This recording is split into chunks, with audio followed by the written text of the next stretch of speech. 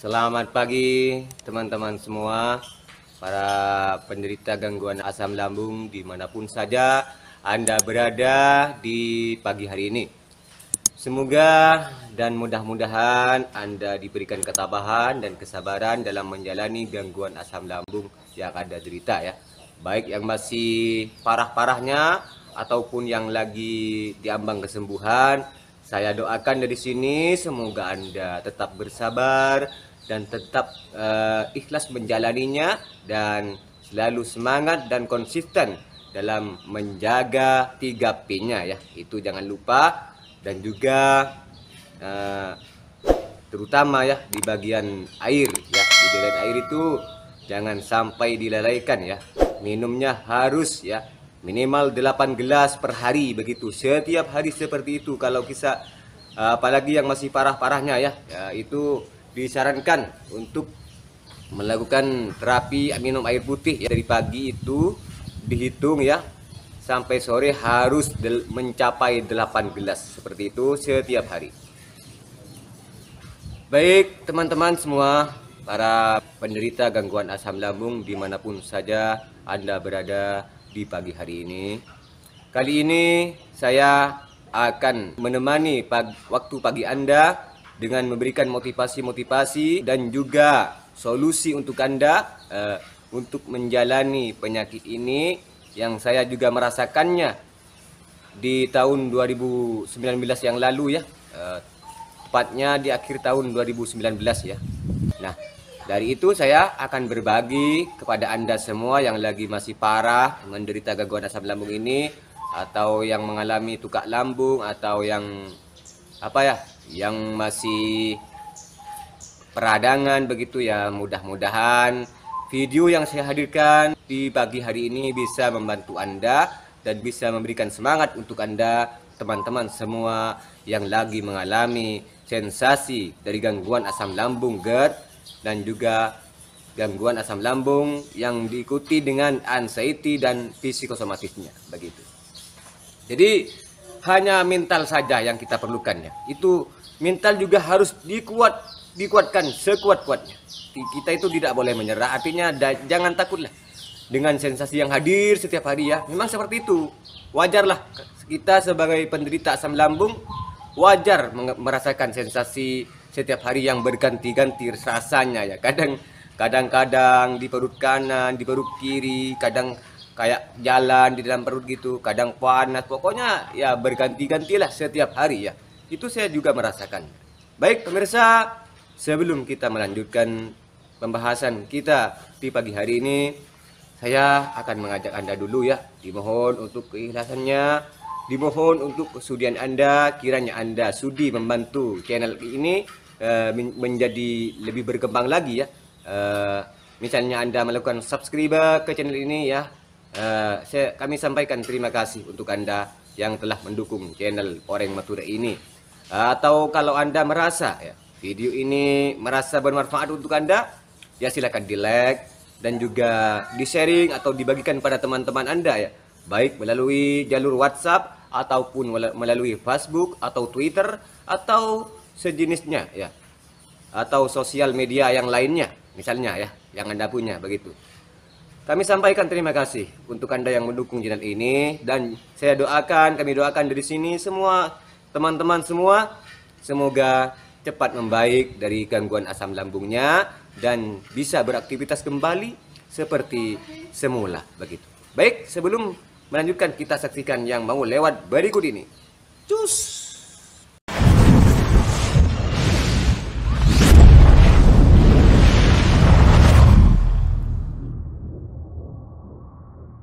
Assalamualaikum warahmatullahi wabarakatuh. Teman-teman semuanya, para penderita gangguan asam lambung, kita akan membahas tentang sensasi-sensasi yang hadir setiap harinya yang dirasakan kita sebagai penderita gangguan asam lambung ya. Baik yang lagi hampir sembuh ataupun yang lagi parah-parahnya, atau yang lagi awal mula kena atau baru kena begitu ya. Yang kita rasakan setiap harinya itu akan sama ya. Akan sama apa yang dirasakan di tubuh kita setiap hari begitu. Ya seperti ini. Dari kaki, mulai dari kaki ya seperti yang saya rasakan juga ya. Kaki itu terasa diiris-iris waktu itu saya.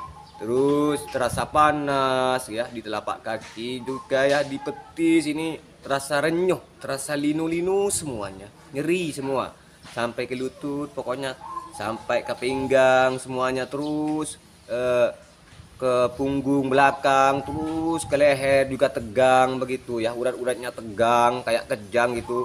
Dan kadang-kadang di tangan-tangan kanan kiri itu terasa kayak orang mau stroke gitu, kejang-kejang semuanya, kayak kadang-kadang nggak terasa bergerak begitu ya.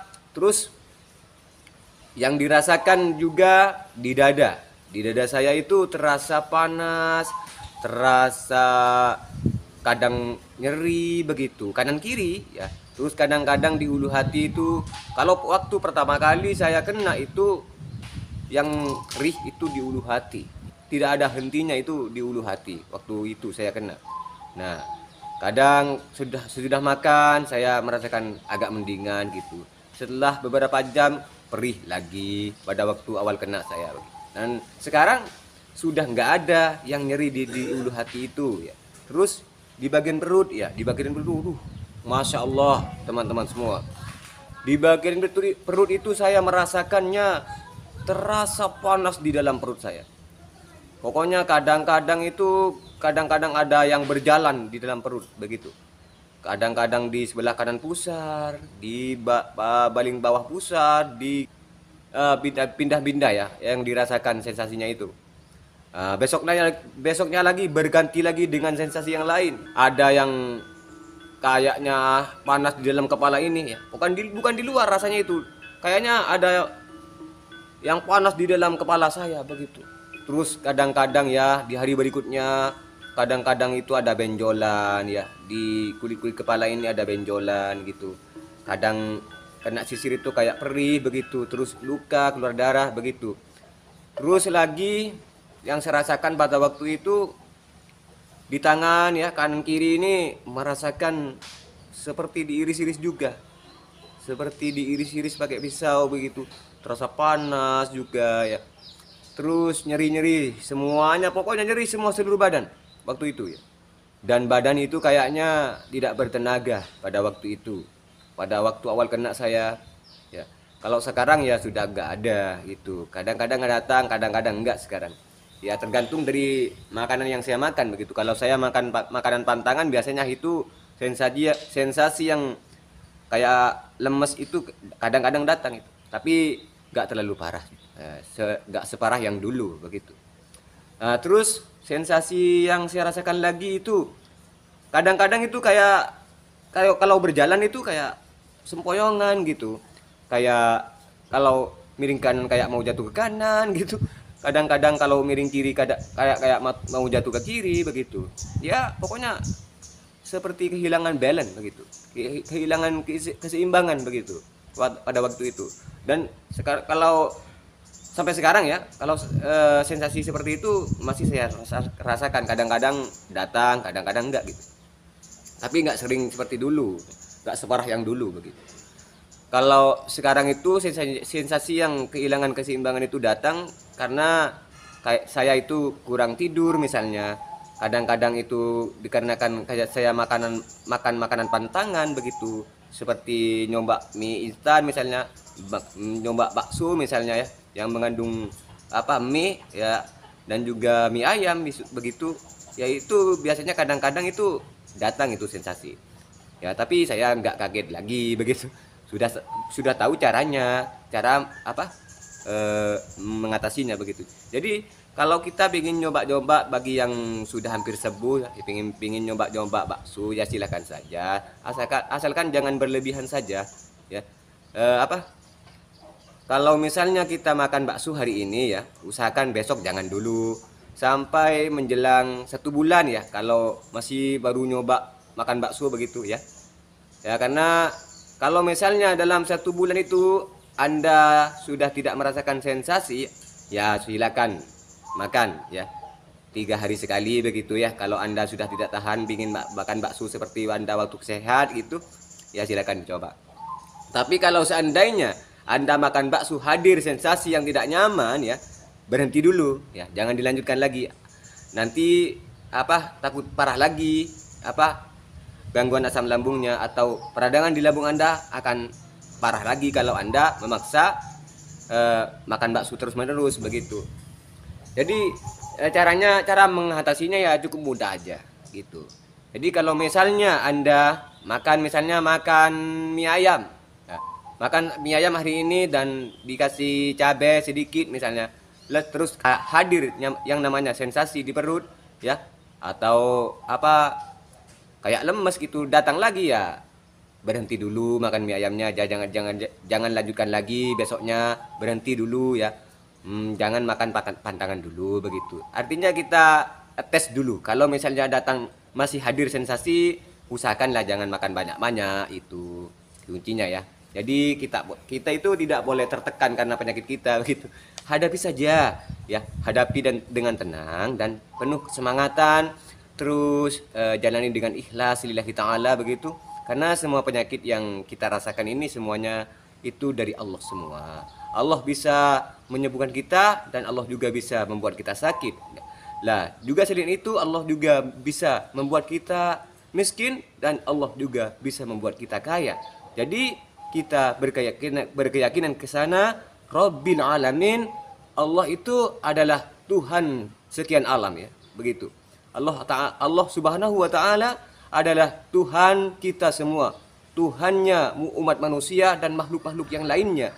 Tuhan yang menciptakan langit dan bumi beserta isinya, begitu. Teman-teman semua, begitu kita itu kalau sudah mempunyai keyakinan seperti itu, apalagi yang kita takutkan, begitu ya. Jadi kita pasrahkan saja pada yang kuasa, terus kita sambil berdoa setiap habis sholat begitu. Kita berdoa habis sholat duhur, berdoa minta kepada Allah, ya Allah, tenangkanlah hati hamba yang penuh dengan pikiran-pikiran negatif itu, mintalah pada Allah Subhanahu wa taala ya, agar kita itu bisa menenangkan pikiran kita dan juga penyakit kita, minta agar segera disembuhkan begitu. Kembali pada rasa sensasi yang kita rasakan begitu ya. Ya itu berubah-ubah sensasi yang saya rasakan pada waktu itu teman-teman semua ya.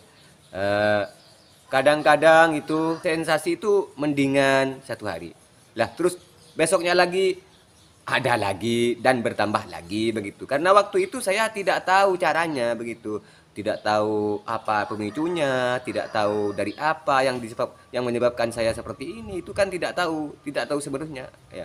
Nah, jadi bermacam-macam sensasi yang saya rasakan pada waktu itu karena ketidaktahuan saya begitu. Akhirnya saya mencari-cari ya di YouTube juga, cari cara, terus tanya pada dokter saya begitu. Ini penyakit apa, Dok? Saya juga berusaha meyakinkan diri saya bahwa ini hanya penyakit asam lambung, kata saya. Kata dokter saya waktu itu, Bapak tidak apa-apa katanya, kata beliau itu. Bapak hanya terkena asam lambung dan sekarang itu Bapak lagi parah karena Bapak sudah luka lambungnya, kata dokter saya pada waktu itu, teman-teman semua ya. Terus Bapak gak usah panik, gak usah berpikiran yang tidak, pokoknya Bapak harus tenang, pasrahkan saja Pak, tidak akan terjadi apa-apa, kata dokter saya pada waktu itu, teman-teman semua ya. Terus kayak dikasih obat dokternya gitu, diminum ya. Setelah itu dokter itu menyarankan saya, karena sudah 3 bulan ya saya berkunjung ke rumah sakit tidak ada sembuh-sembuhnya, saya disuruh terapi di rumah saja, kata dokter saya pada waktu itu. Saya disuruh minum air putih secukupnya 8 gelas per hari, terus disuruh istirahat yang cukup. Waktu malam itu kalau tidur saya disuruh jam 8 harus sudah tidur, karena waktu parahnya itu saya, karena masih parah-parahnya pada waktu itu. Terus disuruh makan yang lembek-lembek begitu teman-teman ya, disuruh makan yang lembek-lembek dan disuruh makan lauk pauk yang tidak digoreng gitu, yang direbus semuanya begitu. Nah, pokoknya saya jalani semua pada waktu itu. Nah terus setelah 3 bulan itu saya sudah berhenti minum obat dokter, Terus saya terapi dengan kunyit, teman-teman ya. Saya terapi dengan kunyit itu 1 tahun lebih lah, 1 tahun setengah kalau tidak salah pada waktu itu ya. Ya, efek dari saya memakai herbal kunyit pada waktu itu ada efeknya juga karena terlalu berlebihan pada waktu itu saya. Karena saya minumnya pada waktu itu setiap harinya minum. Kalau minum pagi saya sebelum makan pagi saya minum 1 gelas itu kunyit yang diambil sarinya itu ya. Ya dikasih dicampur dengan air hangat gitu. Air kuku itu dicampur dengan perasan kunyit ya yang di blender ya.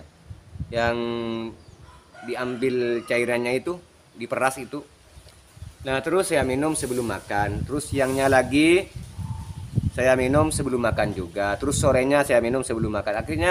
Artinya saya itu minum kunyit pada waktu itu 3 kali sehari sebelum makan. 3 kali terus berturut-turut seperti itu setiap hari. Akhirnya pada 1 tahun lebih saya drop. Ya, drop saya itu kadar gula drop banget pada waktu itu. Dropnya sampai 35. Kadar gula saya hanya tersisa 35.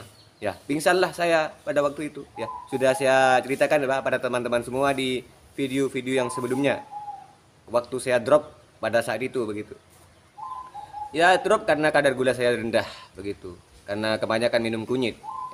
Terus ditanyakan sama dokternya, "Bapak terapi pakai apa?" Saya terapi pakai kunyit, Dok. Tapi setiap hari saya 3 kali sampai setahun lebih. "Oh iya Pak, berhenti dulu untuk terapi kunyitnya," kata dokter saya pada waktu itu ya. Saya berhenti, terus saya makan makanan yang bergizi lagi ya. Ya disuruh minum air gula ya. Saya minum air gula dengan 1 gelas ya, dicampur dengan gula pasir 3 sendok begitu. Diaduk dengan air hangat gitu dan didinginkan. Setelah hangat-hangat kuku itu saya minum. Ya.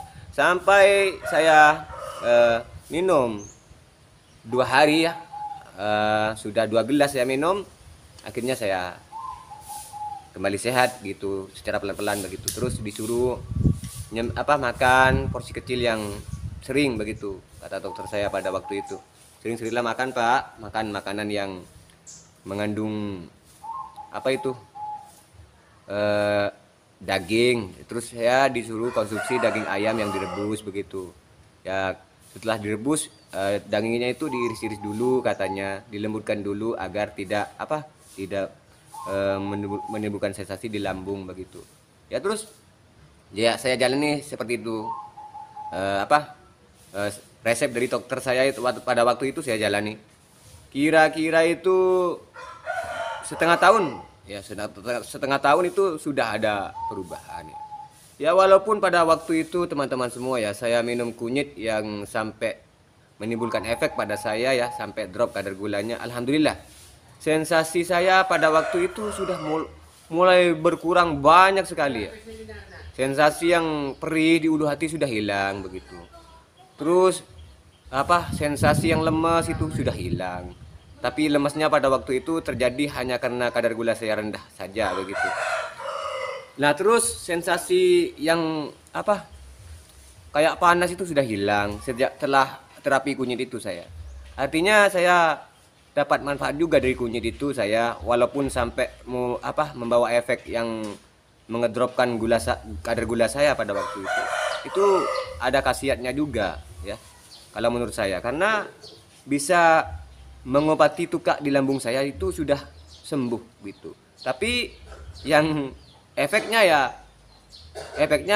yang saya rasakan itu kadar gula saya yang turun gitu, karena kebanyakan minum kunyit ya begitu. Ya hanya seperti itu. Kalau teman-teman semua kalau ingin mencoba herbal kunyit ya jangan berlebihan lah. Ya jangan sampai seperti saya dulu gitu. Nanti drop lah kadar gulanya drop begitu. Nah, bisa pingsan gitu. Ya karena saya 35 pada waktu itu ya. 35 pingsan lah saya gitu. Ya kita itu normalnya kadar gula kita itu harus di atas 70 teman-teman semua ya. Jadi kita itu biasanya sebagai penderita gangguan asam lambung ya sama-sama akan mengalami seperti ini. begitu. Karena kenapa ya? Ya karena kita itu kekurangan gizi, kekurangan makanan setiap harinya gitu.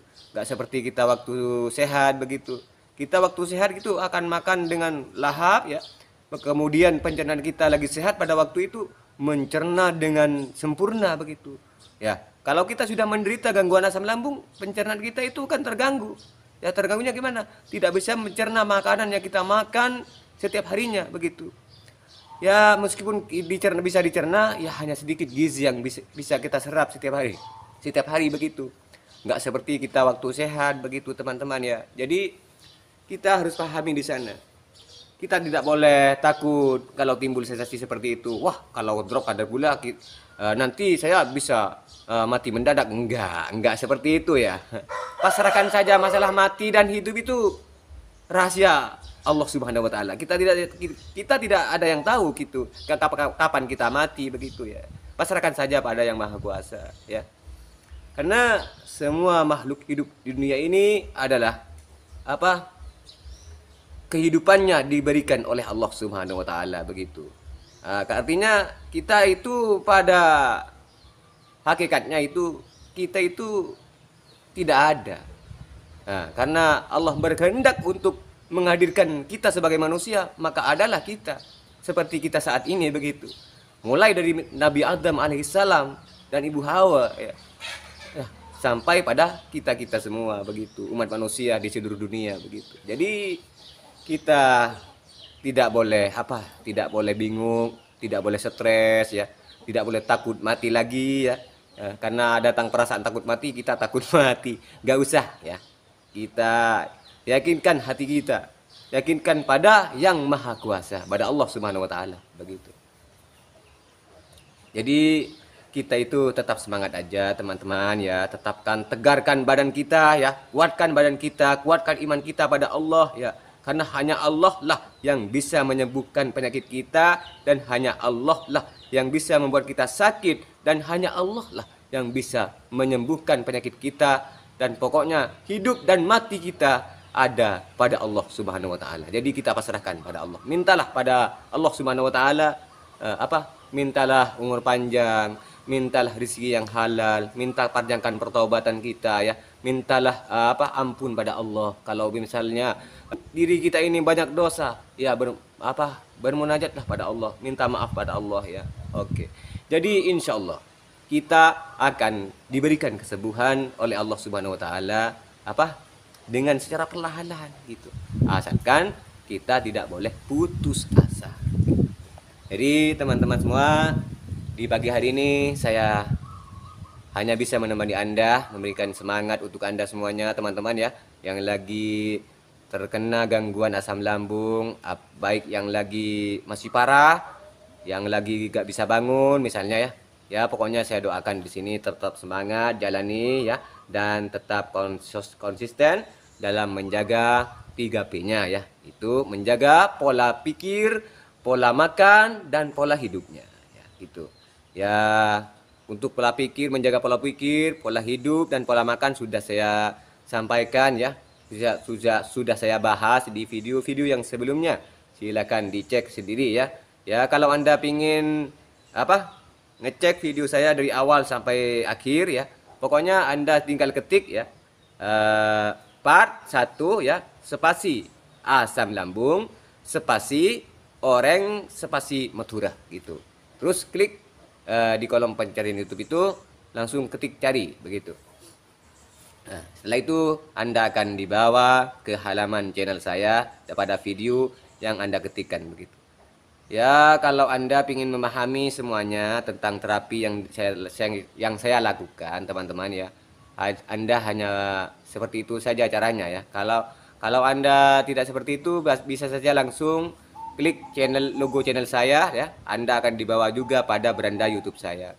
Terus Anda klik playlist ya.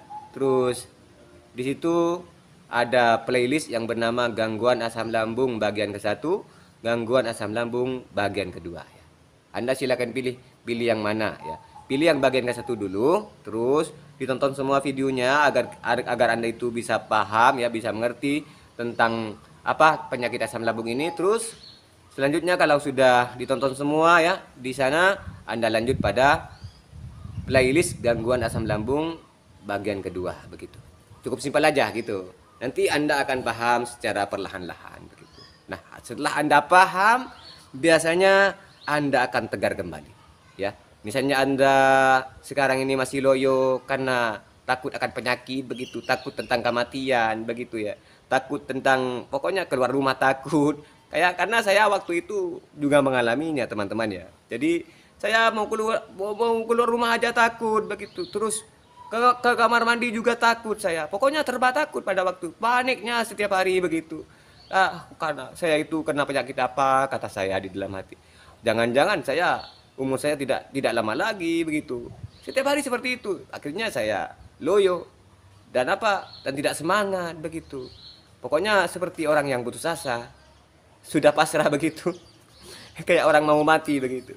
Tapi alhamdulillah ya, Allah berkehendak lain teman-teman ya. Pokoknya kita harus tetap semangat. Pada aslinya penyakit ini tidak berbahaya teman-teman ya. Kita hanya merasakan sensasinya saja, hanya rasanya saja yang luar biasa ya. Bikin kita takut mati lah, bikin kita seperti itulah. Ya enggak lah aslinya.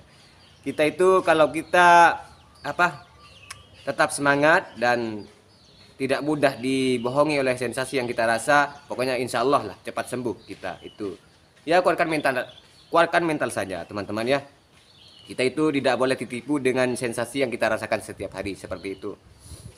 Terus kita itu yang dirasakan ya, ini ada teman yang berkomentar di video saya, katanya ini dari siapa ya? Sebentar saya cari dulu ya. Ini dari akun yang bernama Busiku ya. Ini katanya, ini Mas kalau minum 8 gelas per hari saya sering kencing katanya ya. Kata beliau itu. Oh ya, apakah Mas ya apakah Bapak merasakan juga? Mohon pencerahannya. Oh iya sama ya. Memang sering kencing kita ya. Saya dulu sampai sekarang juga sering kencing saya. Ya memang seperti itulah.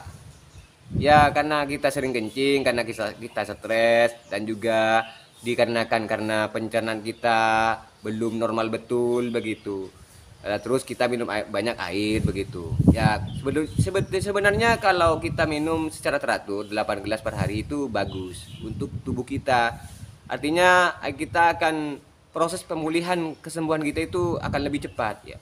Jadi usahakanlah tetap minum air putih ya setiap hari 8 gelas begitu. Setiap hari sampai sekarang saya masih menjalaninya ya. Alhamdulillah ya, sudah mulai ngurangin yang sering kencing itu sudah mulai ngurangin, mungkin pencernaan di dalam tubuh saya itu sudah mulai membaik begitu. Kalau pencernaan saya mulai terganggu lagi, biasanya saya sering kencing lagi begitu. Ya seperti itu, wajar lah. Kita sebagai penderita gangguan asam lambung ini wajar merasakan seperti itu dan untuk pola kencingnya seperti itu. Ya wajar lah. Pokoknya tetap semangat, tidak boleh cemas ya untuk Mas atau Mbak ya. Ya akun yang bernama Busikui ya. Ya untuk Mas atau Mbak ya, mohon gak usah takut, gak usah cemas. Memang seperti itu wajar ya. Saya juga mengalami. Ya tetap semangat aja, semoga cepat membaik. Ya jalani aja konsisten ya, menjaga 3P-nya dan terus tetap kuatkan mental, tetap semangat ya. Pokoknya kita itu jaga sendirilah badan kita, kondisi badan kita ya. Kalau merasakan sensasi yang lemas ya, terus keringat dingin, kadang mengantuk, anemia ya, kadang mengantuk setiap hari begitu. Kalau setiap hari gitu atau kalau kita sedang aktivitas terus kayak lemas banget begitu, mendadak gitu. Biasanya ya kalau saya ya disertai dan juga disertai dengan keringat dingin kalau saya ya. Saya itu kalau aktivitas lemas mendadak, kadang-kadang langsung ngedrop saya. Badan saya itu langsung ngedrop, kayak nggak mampu berdiri gitu. Juga kayak napas kayak mau berhenti rasanya itu, kayak mau mati rasanya itu. Terus roboh saya. Ya biasanya itu saya kekurangan drop kadar gula saya. Jadi ya saya cara menanganinya langsung saya membuat air direbus ya, terus dituangkan ke gelas, terus dikasih 3 sendok gula pasir, terus diaduk. Setelah itu didinginkan. Setelah hangat-hangat kuku, baru saya minum. Biasanya kalau sudah minum 1 gelas itu tenaga saya itu mulai kembali teman-teman semua ya. Sudah mulai bangkit lagi, sudah mulai semangat lagi, staminanya kembali lagi sedikit-sedikit gitu. Setelah 2 gelas misalnya 2 hari prosesnya saya itu baru sehat kembali saya. Itu saya sering mengalami seperti itu. Tapi gak usah panik ya, gak usah khawatir ya. Memang seperti itu ya. Sebagai penderita gangguan asam lambung, kita memang wajarlah mengalami seperti itu, wajar ya. Jadi gak usah panik, gak usah cemas untuk teman-teman semua ya. Karena kenapa seperti itu, kita sering mengalami seperti itu ya. Kita kan sebagai penderita gangguan asam lambung kan kurang makan ya. Artinya lambung atau pencernaan kita itu masih belum sehat betul, masih luka atau radang di lambung kita. Lah, itu yang menyebabkan kita sering ngedrop begitu. Kalau kita sehat kan anggota di dalam tubuh kita itu kan sehat semuanya, nggak ada gangguan pencernaan. Biasanya kadar gula itu tidak akan drop kalau kita sehat ya. Jadi kita itu nggak boleh panik ya, karena itu wajar terjadi pada kita sebagai penderita gangguan asam lambung ya. Jadi tetap sabar dan semangat aja, dan selalu konsisten menjalani 3P-nya setiap hari ya, sampai kita menuju pada babak kesembuhan kita begitu ya.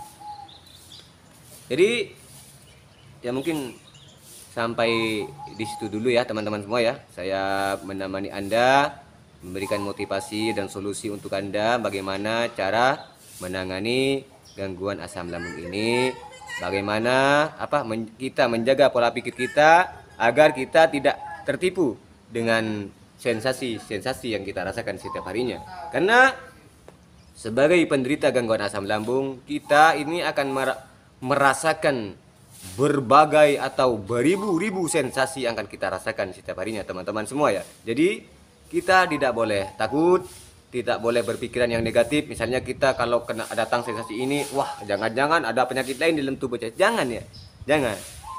Kita kontrol dulu ya pada dokter yang menangani penyakit dalam ya.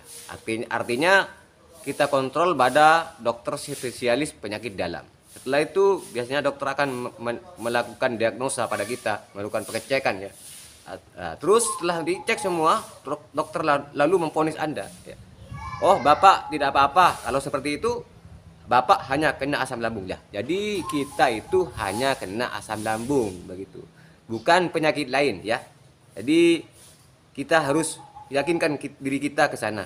Jangan berpikiran yang enggak, jangan berpikiran yang negatif-negatif. Karena pola pikir yang seperti itu akan membawa kita akan lama sembuhnya begitu ya. Jadi termasuk dikategorikan kita stres karena penyakit kita begitu. Jadi janganlah seperti itu. Atau ada juga yang merasa-rasa tiap hari. Saya juga mengalami ya.